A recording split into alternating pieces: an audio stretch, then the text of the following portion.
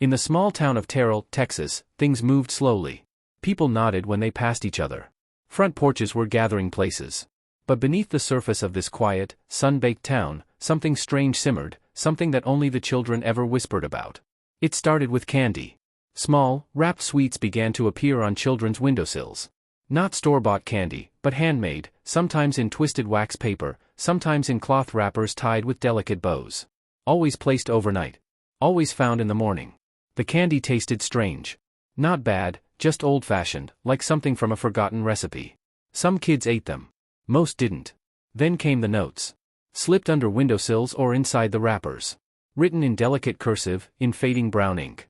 Come visit me for more treats, my sugar sweet. Let me tell you stories, I miss your little feet. Clara loves children. Will you come and play? By the end of that summer, 3 children were missing. No signs of forced entry. No screams in the night. Just missing. Each bedroom had one thing in common, an empty candy wrapper on the sill, and a note signed. Love, Clara. The older folks in town remembered a name, Clara Crane. But only in hushed tones, as if saying it too loudly might summon something. Clara lived a century ago, in the early 1900s, on the outskirts of Terrell. She had a small farm, a shy smile, and one daughter, Mary Bell. Her husband, Thomas Crane, was a hard man who worked the rail lines and drank too much. They said he was cruel, that he beat both Clara and little Mary. Then came the accident.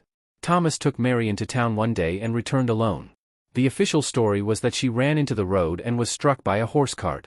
The town called it a tragedy. Clara called it murder. She never forgave him. A year later, Thomas died after eating Clara's blackberry pie. Poisoned. Clara was arrested and sent to the North Texas Lunatic Asylum in Terrell, now the site of a state hospital. She was committed for life. While inside, she became obsessed with candy. She made it obsessively, using crushed berries, sugar, and herbs grown in the asylum's garden. She handed it out to staff, other patients, even tried mailing it to children who no longer existed. She died inside those walls. No family. No visitors. But after her death, strange letters began appearing at the asylum. Addressed to Mama Clara. Drawn in crayon. From children. Even though none were ever mailed. Decades passed. Terrell grew. Strip malls replaced old farms. But the strange events returned. In the late 1990s, police reports started noting something odd, complaints from parents about handmade candy appearing on their kids' windows. At first, no one connected it. Then, in 2001, a boy named Derek Holloway vanished. 10 years old. Last seen brushing his teeth before bed. In the morning, his bed was empty.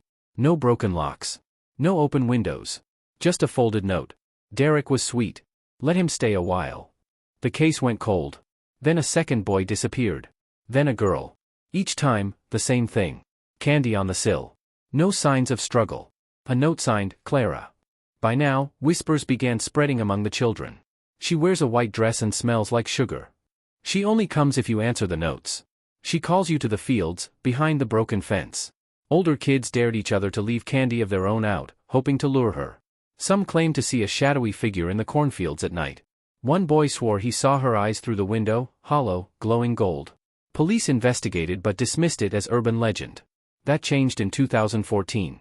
A construction crew near the edge of town dug up a child's shoe, half buried in a shallow grave lined with candy wrappers and dried flowers. Forensics dated it decades old. They never found the rest of the body.